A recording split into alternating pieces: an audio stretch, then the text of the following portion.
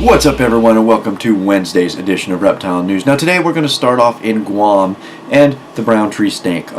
We've talked about this a few times in the past, but there's some new research at light that kinda, don't know if I'd say it changes things, maybe changes the way the approach or whatever, but they are say that researchers are reevaluating the actual success of the brown tree snake. You see, up until recently it was thought that it's uniquely toxic venom, iridotoxin, if I'm pronouncing that properly, is what they're calling it, was to blame for its success. But now, after some sciencey type stuff happened, they're saying that all snakes in the cat eye family possess this venom, so they're reevaluating its success. Now they are saying that the brown tree snake is to blame for 60 to 70% of the extinction of bird species on Guam. And what's extremely interesting about this particular venom is they're saying that it's extremely toxic to birds and other reptiles, but 1,000 times less toxic to mammals. Now Brian Fry said that this toxin, which was thought to be unique to the brown tree snake, is actually much more widely made. And you know, it's really interesting stuff because, I mean, to date, out of the 12 bird species in Guam, the brown tree snake has wiped out 10 of those.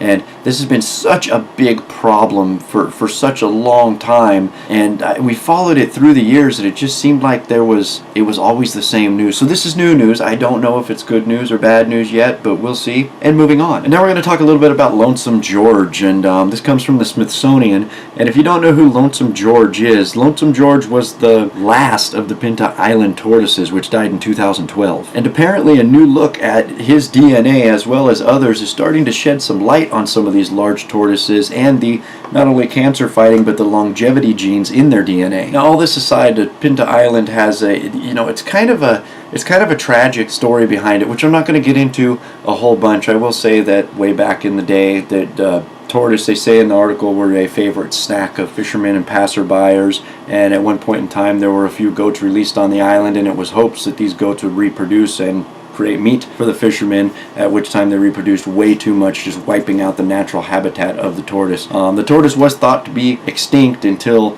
later one was found, proving to be the very last one in existence, which was Lonesome George, who died in 2012. Now I gotta think, I mean, you look at the age of some of these tortoises and just how, I guess how well they do away from people, you know, just with Mother Nature. And it's no surprise that they found these not only tumor fighting but longevity related genes in their DNA. No surprise at all, and I really look forward to see what they're going to find as they continue digging into this study. And now we're going to move on to a story which I'm going to let you be the judge of because it's somewhat of a controversial topic, and that is the major decline in amphibians being linked to global warming. Now because I'm not really big on all this science stuff, I'm going to read off my screen right here, so excuse me. According to a study published on Wiley Online, the researchers used a thermal mismatch hypothesis to test species interactions between parasites and host amphibians to reveal how those interactions are altered by changing temperatures, then match those results to global climate data to find strong correlation suggesting that climate change is a prevailing factor in high amphibian mortality rates.